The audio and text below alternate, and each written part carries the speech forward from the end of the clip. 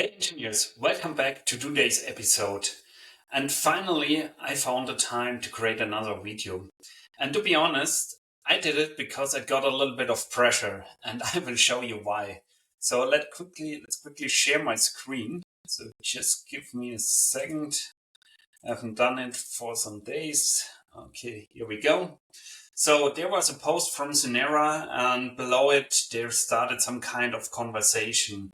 And I was asked if it is possible to create a workflow with a CAD part designed in SiemensNX, meshed in ANSA, solved in Abaqus, and finally post-processed again in the beta universe.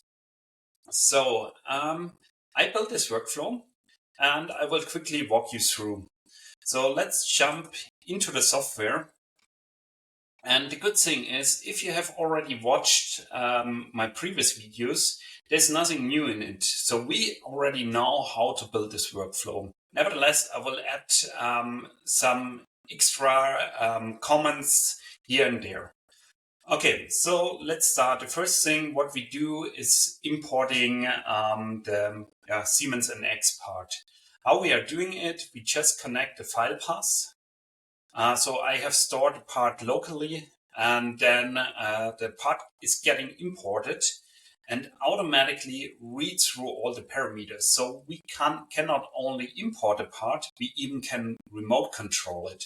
So means, for example, if you want to change the bearing case wall thickness, for example, making it a little bit smaller, what will happen?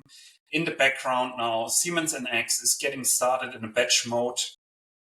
The parameter gets overwritten, part gets updated, gets saved, and re-imported to Synera. And we can see now, the wall thickness got reduced. So I mentioned I stored the part locally, but you can also connect your PLM system. So for example, Teamcenter to Synera. So in that case, you just need to add the item ID, and then it automatically pulls the part from Teamcenter into Synera. Okay, so in the next step, we read some geometry attributes. So we just check the part where is a red surface, because on this surface we want to apply then some boundary conditions. And in the next step, we run the FEM simulation, and in that case, or here, we are doing all the meshing, and we will open this node. And that's also something new we haven't done before. So you can cluster several nodes into one node to keep the overview over the full process a little bit, or in a better visual way. And what we are doing here, we are extracting geometries again. In that case, we are extracting cylindrical surfaces. And we are doing it to later on add as well some boundary conditions. So we will add different load cases, moments, force, and also the fixed displacement. But coming back to our task, so meshing this part in ANSA. What's happening here? We do the mesh now with our internal measure, but for sure you can also use external solutions. So for example, solid mesh from HyperMesh, and we will do this. So, and what's happening now, the model is getting transferred, similar to the SiemensNX case, getting transferred into a HyperMesh, getting meshed there, and re-imported to Synera. And you can already see, okay, the nodes are looking more or less similar. We have here the inputs, and there the outputs. Just hiding what we don't need. And the same you can do for ANSA.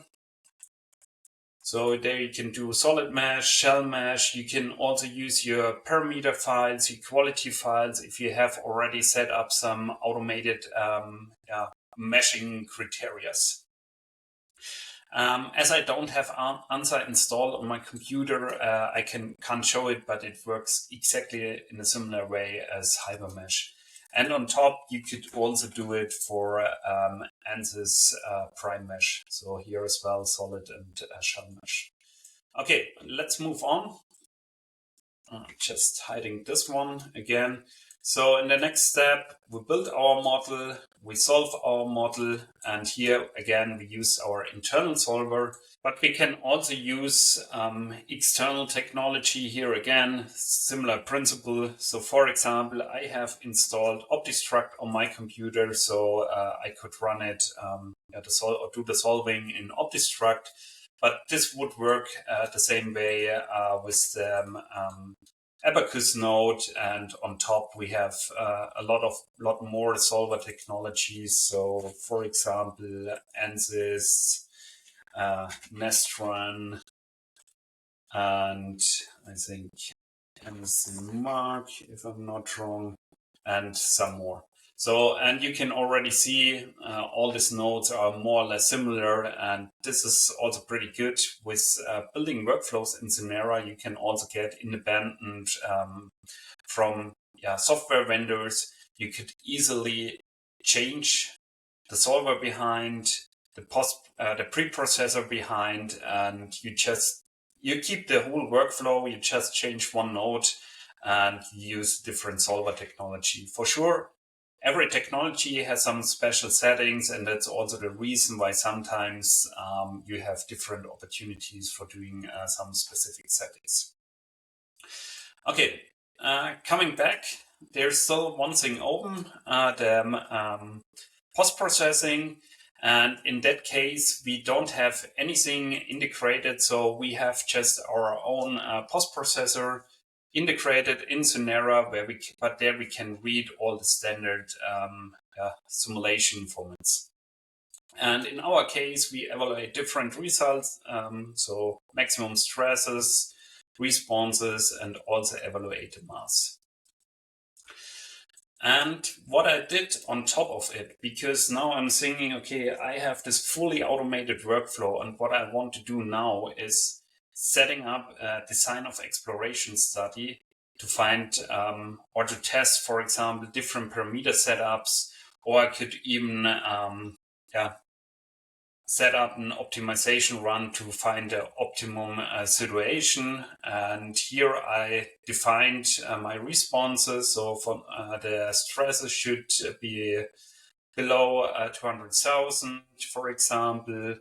The displacement should be minimized, and also the mass should be minimized.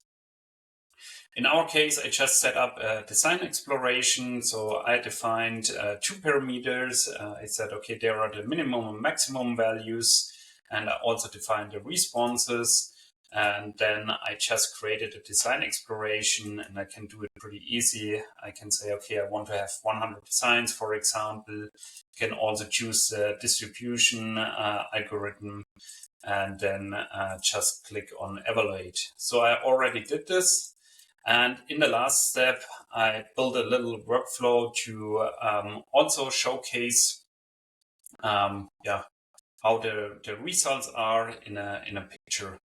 Okay, and I need to jump back one step because I forgot to show you the post-processing. So we can visualize also the post-processing here in the viewer. We can say, okay, so for example, maximum stresses, displacement, and all the things as you know it from typical post-processors. Okay, that's it more or less for today.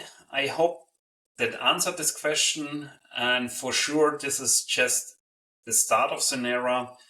Pretty easy workflow, and you can build a lot on top of this workflow. For example, automated reporting, where you can connect your PowerPoint template in your corporate identity to the workflow to create automatic reporting, so that it's, the workflow automatic finds your hotspots, zoom in, rotates the part for a perfect view on it, and makes a screenshot, extracting some numbers, and just fill out a PowerPoint template. So that's it for today. I hope you enjoyed the episode, and looking forward to create some more videos in the upcoming weeks. Bye-bye.